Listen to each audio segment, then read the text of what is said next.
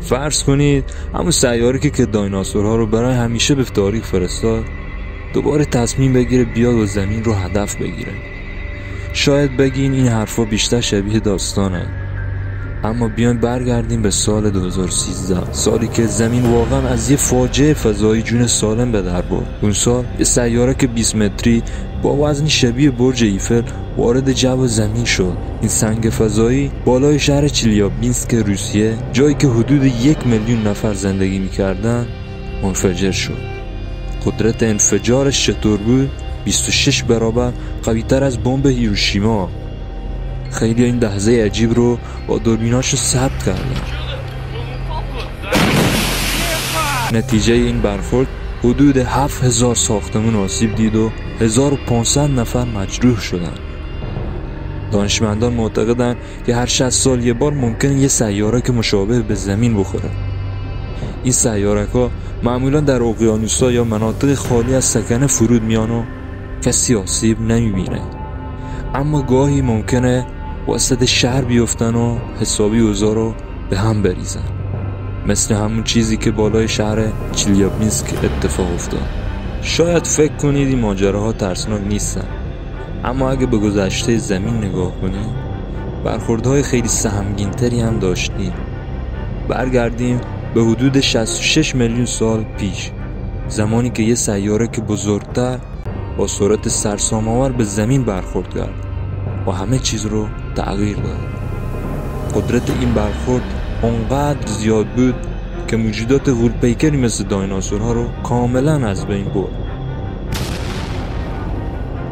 در مقابل موجودات کوچکتری مثل جوجه تیغی‌ها و اجداد پرندگان زنده موندن و بعدها ما از همین بازمانده‌ها به وجود اومدیم. اما این سیاره دقیقاً چقدر بزرگ؟ قطرش به اندازه 11 الی 15 کیلومتر بود، حتی بزرگتر از کوه اورست، و با سرعت 40,000 کیلومتر بر ساعت مستقیم به زمین برخورد کرد. نیروی آزاد شده از این برخورد معادل 100 تریلیون تن TNT بود، یعنی حدود 1 میلیارد برابر بمب هیروشیما. اگه نزدیک محل برخورد بودی، حتی قبل از اینکه سیاره به زمین برسه همه چیز تو چند ثانیه نابود میشد. شعاع تخریب تا 1000 کیلومتر میرسید و در کسری از ثانیه هر چیزی که اونجا بود دود میشد و به هوا میرفت. فکر کنید یه سیاره که اینچنینی وسط یه قاره پر جمعیت بیفته، مثلا توی آمریکا، در کسری از ثانیه شهرهای بزرگی مثل نیویورک، واشنگتن و شیکاگو کاملا ناپدید میشن. یا از دید ما توی اروپا اگه همین سیاره وسط لندن بخوره تا مردم فرانسه و آلمان به خودشون بیان دیگه چیزی ازشون نمونده. دما انقدر بالاست که جنگل‌ها و پوشش‌های گیاهی تا صدها کیلومتر اون طرفتر هم در عرض چند دقیقه میسوزن و از بین میرن. در محل برخورد یه گودال عظیم به وجود میاد به قطر 150 کیلومتر و عمق 20 کیلومتر. این گودال انقدر بزرگه که حتی میشه کوه اورست رو 2 بار روی هم بذارید و باز هم جا برای اضافه کردن داشته باشید. زلزله ناشی از این برخورد میتونه قدرتی حدود 10.1 ریشتر داشته باشه، چیزی که تو تاریخ زمین سابقه نداره. چند دقیقه بعد صخره‌هایی که در اثر برخورد بخار شدن به شکل خاکستر و غبار به زمین برمیگردن و انگار فاجعه آتش‌سوزی‌ها کافی نیست، همه چیز رو بدتر میکنن. 50 دقیقه بعد بادهایی با سرعت 600 کیلومتر در ساعت هر چیزی رو که هنوز سر پا مونده صاف میکنن.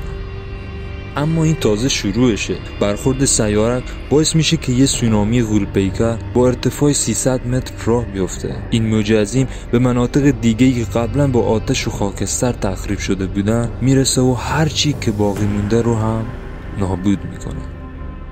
همزمان مقدار زیادی خاکستر وارد جو میشه و باعث میشه که کل آسمون تاریک بشه. چند سال تمام زمین توی یه حالت غبار گرفته باقی میمونه. گیاها که به نور نیاز دارن از بین میرن و با نابودی گیاها حیوانات هم به تدریج از بین میرن. زنجیره غذایی به کلی از هم میپاشه. اگه این اتفاق دوباره بیفته چیزی شبیه به بار قبل رخ میده.